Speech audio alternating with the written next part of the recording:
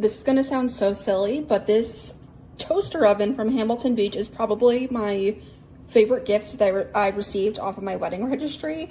Probably because it's not just a toaster oven, but if you open it up here, you can actually toast your bread and stuff in here too. Just make sure you take the pack of Oreos off because your husband will forget to take them off before he cooks something and it'll stain it. So just ignore that. But it still works perfectly. And then here's the button on the side to plunge them down to toast your stuff. It still works the same as a normal toaster. And then when you don't want it, you just click on the oven and this closes.